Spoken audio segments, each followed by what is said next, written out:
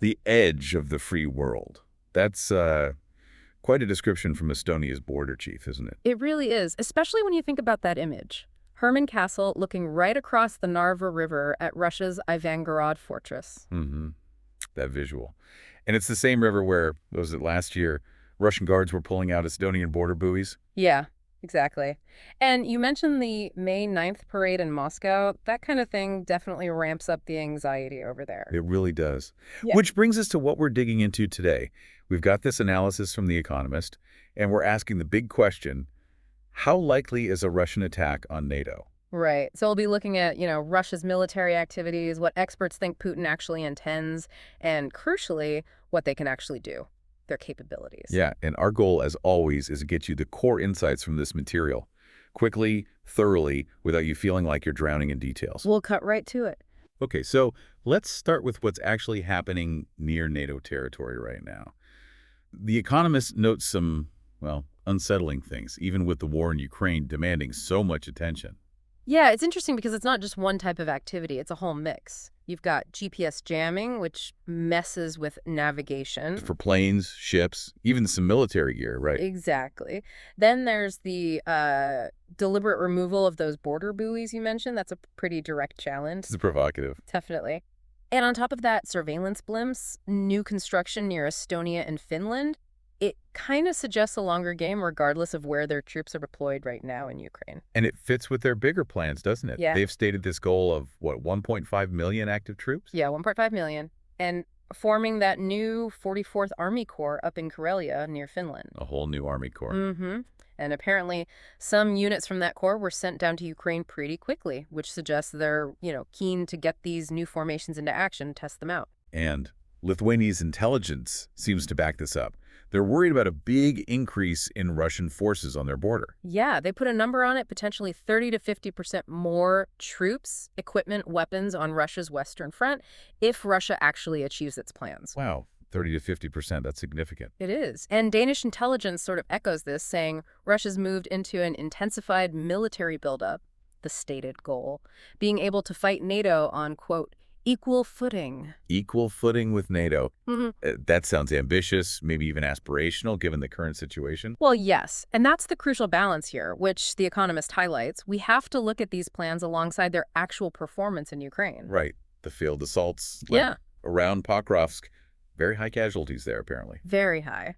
And a general lack of complex maneuvering, significant losses of junior officers, these things point to real current limitations. And the Air Force hasn't been a huge factor either, has it? Not in the way many expected. Suggests constraints there, too. Okay, so big plans, but the reality of the Ukraine war is hitting hard and showing some serious weaknesses, which leads to these different timelines from intelligence agencies about how long it might take Russia to rebuild. Yeah, and the timelines are really all over the place, which tells you something about the uncertainty. So America's thinking maybe 10 years. Longer window, yeah. Norway's saying 5 to 10. Ukraine and Germany are more like 5 to 8 years. And Estonia.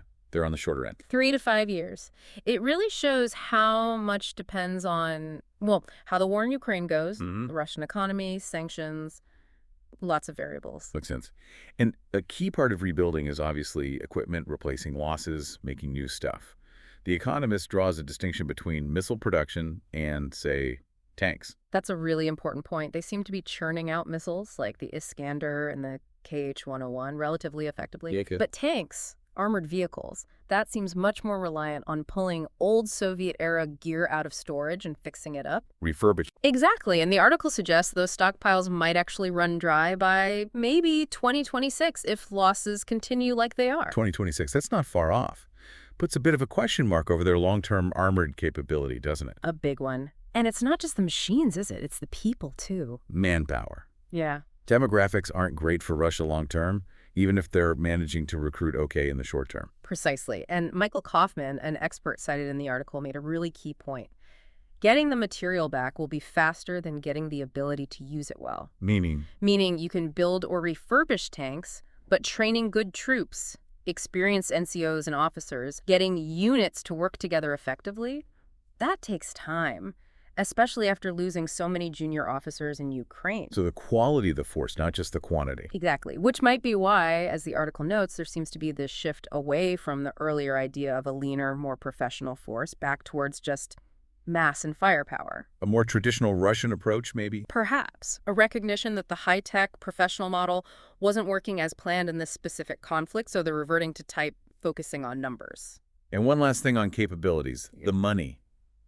Russia's spending more on defense as a share of its economy, but where's it all going? Yeah, The Economist points out that not all of it is buying shiny new kit. A lot have to go towards, payments for wounded soldiers, payments to families, recruitment bonuses. The human cost and the cost of just keeping the war machine running. Right. So a big defense budget doesn't automatically equal rapid modernization across the board. A lot is likely just sustaining the current effort. Okay, that gives us a clearer picture of the military situation, the build-up, the weaknesses, the economics. Let's shift to the trickier part. Intentions. What does Putin actually want? The Economist shows there's definitely no consensus. No, not at all. You've got leaders like Kallas in Estonia, Macron in France, really sounding the alarm. Worried about wider ambitions beyond Ukraine. Exactly. Macron specifically mentioned how fast Russia seems to be rearming as a reason not to assume their goals are limited. But then others, like Spain's Pedro Sanchez, seem much less concerned about a wider war. He made some joke about them crossing the Pyrenees. He did, and you have figures like Steve Witkoff expressing skepticism, too. It shows a real split in perception at the political level. So how do intelligence agencies handle that? Intentions versus capabilities? Well, they often separate the two. Right now, the consensus seems to be there's no specific intel pointing to an imminent attack on NATO. But, and this is the big caveat, The Economist stresses intentions can change fast. In Putin's own words, his justifications for the Ukraine war, they could easily be read as applying more broadly, couldn't they? Protecting Russian speakers, denazification, pushing back NATO. Absolutely. That rhetoric, combined with his historical narratives about the Soviet Union's collapse, implicitly questions the borders and sovereignty of several neighbors, including NATO members. It creates this underlying uncertainty. The article also raises that point about domestic politics. Could these wars be partly about shoring up Putin's support at home? It's a strong possibility. The article cites polling data suggesting Russian public opinion has shifted, prioritizing national power over living standards. Really? Yeah, data from the Chicago Council and Levada Center. If projecting power resonates domestically, that could, unfortunately, incentivize more military action. And didn't Putin himself admit something about the Crimea annexation in 2014? That they didn't go further because they weren't ready for a bigger fight? He did. He basically said they were limited by not being prepared for confrontation with the entire collective West. Which implies, if he thinks Russia is prepared later, then the calculations might change. Perceived capability can definitely influence stated or unstated intentions. Okay, so we have this complex mix of rebuilding capabilities but current limitations, and these ambiguous, potentially shifting intentions. What scenarios does The Economist suggest we should consider? Well, the main argument against a major war right now is Russia's current state. Given their struggles in Ukraine, a full-scale conventional assault on NATO just seems highly unlikely in the near to medium term. The scale is immense. But this is the only possibility. No. The bigger worry, maybe in the shorter term, is what the article calls limited military action against one or maybe a few NATO countries, or a more contained regional war, perhaps in the Baltic Sea area. And the Danes put a timeline on that. Their intelligence suggested maybe 2 years for Russia to be capable of a regional conflict and possibly only 6 months for a more localized one, which is quite alarming. 6 months? Wow. Yeah. And Estonia's defense minister, Hanno Pevkur, made a related point, even shifting some troops from Ukraine back to the Leningrad military district near Estonia. Even if it doesn't change the Ukraine war much.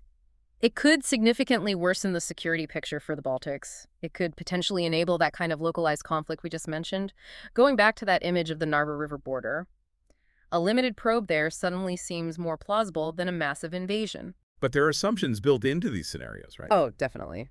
The Danish estimates, for instance, reportedly assumed NATO wouldn't rearm significantly.